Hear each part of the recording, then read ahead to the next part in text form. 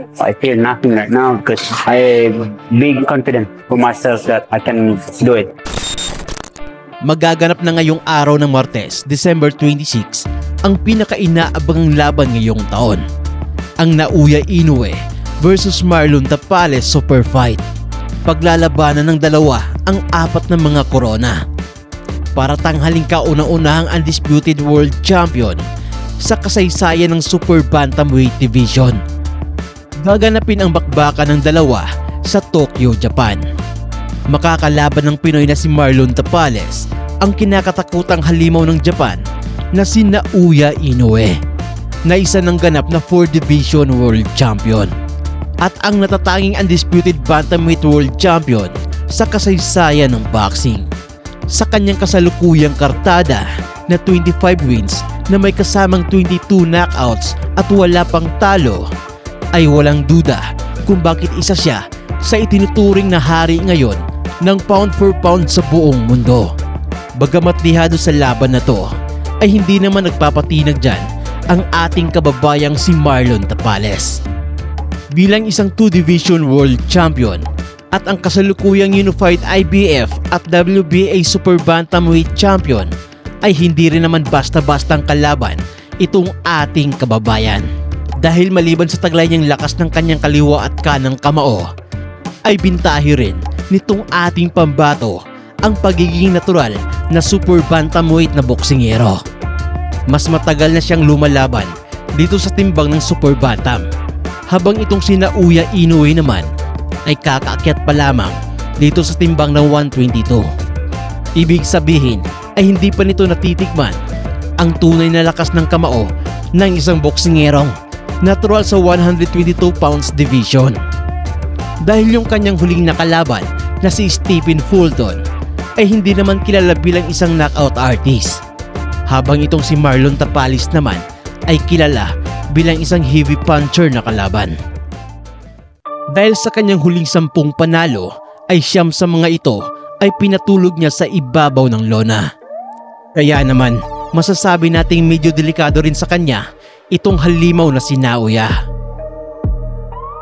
Sa kasalukuyan nitong kartada ay tangan-tangan ni Marlon Tapales ang 40 laban. 37 sa mga ito ay kanyang naipanalo, na may kasamang 19 knockouts at may 3 talo lamang. Dito pa lang ay makikita na natin ang malaking bintahi ng Pinoy kung sa karanasan sa pakikipaglaban lang ang ating pag-uusapan. Malayong malayo ito sa 25 fights pa lamang nitong si Naoya Inoue. Kumbaga, mas veteranong boksingero na itong ating pambato. Kaya naman sa darating na laban na to, ano kaya ang magiging prediksyon ninyo? Makakamit na kaya ni Naoya Inoue ang kanyang ikalawang undisputed title sa 2 divisyon?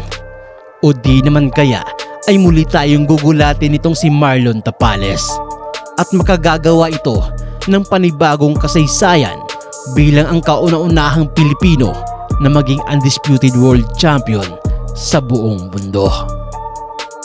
At upang magkaroon tayo ng ideya sa kung ano ang maaaring kalalabasan ng laban nila, ay narito at samahan nyo kung balikan ang mga hindi makakalimutang laban nitong dalawang magigiting na mandirigma. Pero bago yan, don't forget to like and subscribe sana mga sir. Salamat! Taong 2012, nang unang pasukin ng The Monster ng Japan na si Naoya Inoue ang professional boxing. At dito ay una niyang naging biktima ang isang Pinoy na si Crison Umayaw.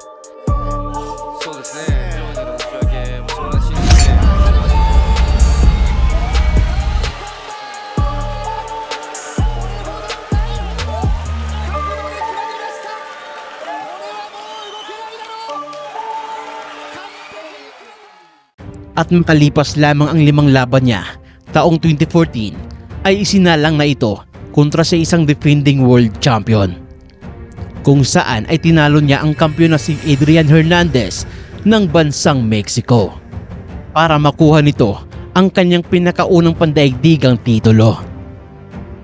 Taong 2008 naman, nang magpasyang pasukin na ni Marlon Tapales ang mundo ng professional boxing.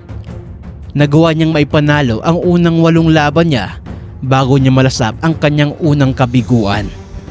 Pero matapos ang kanyang unang pagkatalo na yon, ay nakapagtala naman ito ng 13 magkakasunod na panalo. Hanggang sa taong 2013 ay lumipad na ito sa bansang Mexico upang labanan ang Mexicanong si David Sanchez. Masyadong naging dikit ang laban na yon at sa kasawiang palad ay natalo si Marlon Tapales at nalasap niya ang kanyang ikalawang pagkatalo. Matapos naman ang kanyang unang pagdepensa kontra sa isang Thai na boksingero, ay nagpasya na ang kampo nitong si Naoya Inoue na umakyat na ito sa mas mataas na division, at dito ay kinalaban niya ang numero 1 kampyon ng Super Flyweight Division na walang iba kundi itong si Omar Narvaez ng bansang Argentina upang tangkaing agawin ang WBO World Super Flyweight title. Matagumpay naman itong naagaw ni Naoya Inoue matapos niyang pabagsakin mula sa unang round at sa pangalawang round itong pambato ng Argentina. Hanggang sa tuluyan na itong sumuko matapos tamaan ng pamatay na liver punch nitong si Naoya Inoue.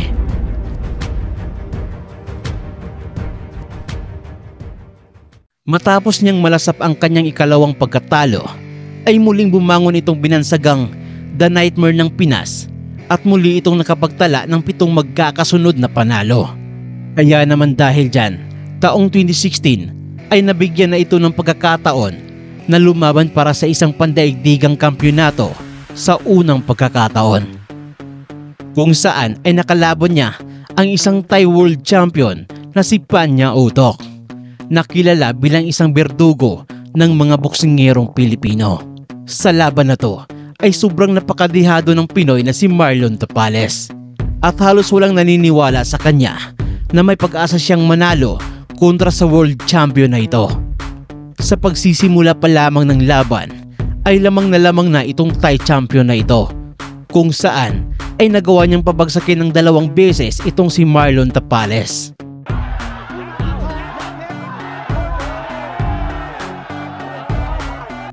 Inakala na ng lahat na doon nasusuko ang Pinoy, pero dahil sa taglay niyang katapangan at pusong hindi sumusuko ay muling nakabawi itong si Marlon matapos niyang pabagsakin itong Thai na World Champion. Matapos ang 7 matagumpay na pagdepensa ng kanyang korona ay nagpasya na ang halimaw na Hapon na muling umakyat sa mas mataas na division. At noong taong 2018 ay sinubukan niyang agawin ang WBA Bantamweight World Title kontra sa isang higanting Briton na defending World Champion. At dito ay matagumpay naman niyang naagaw ang titulo at naging isang ganap na 3-division World Champion. Makalipas lamang ang 3 taon, noong taong 2019 ay nagpasya ng umakyat sa mas mataas na timbang ng Super Bantam itong si Marlon Tapales, at agad itong sumabak sa isang malaking laban para sa bakanting IBF Super Bantamweight Interim World Title. At dito ay nakalaban niya ang Hapon na si Ryosuke Iwasa, at sa unang pagkakataon ay nakalasap ng knockout na pagkatalo itong ating pambato. Marami ang nag-akala na yun na ang simula ng paglubog ng karera nitong ating bida.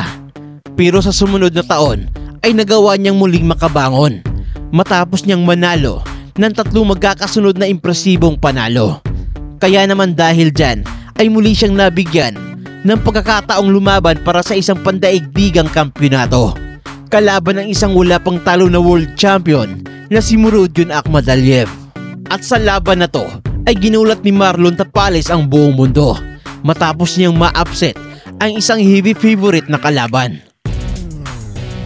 Sa loob ng mahigit na 4 na taon ay tuluyan ang pinagharian nitong The Monster ng Japan ang timbang ng Bantamweight Division. At di kalaunan ay tinanghal na nga ito na undisputed World Champion sa unang pagkakataon. At ngayong taon lang ay nagpasya na siyang muling umakyat sa mas mataas na timbang.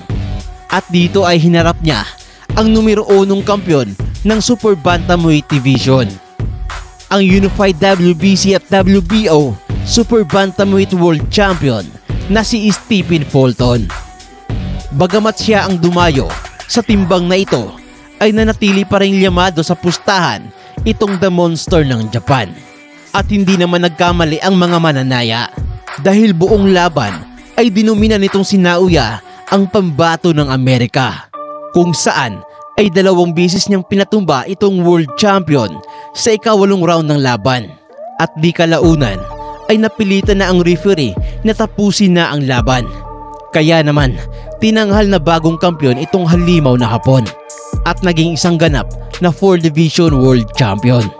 Kaya naman ngayon ay muling susubukan itong The Monster na si Naoya Inoue ang gumawa muli ng panibagong kasaysayan, ang maging ikalawang boksingero na maging undisputed world champion sa 2 division.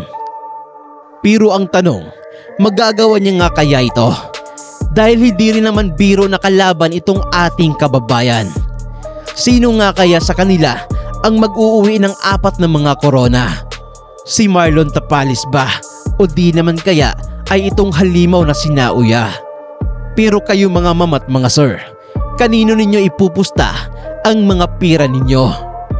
Mag-iwan lamang ng inyong komento at huwag mo sana kalimutang mag-like at mag-subscribe. At i-share na rin ang ating video. At muli, daghang salamat.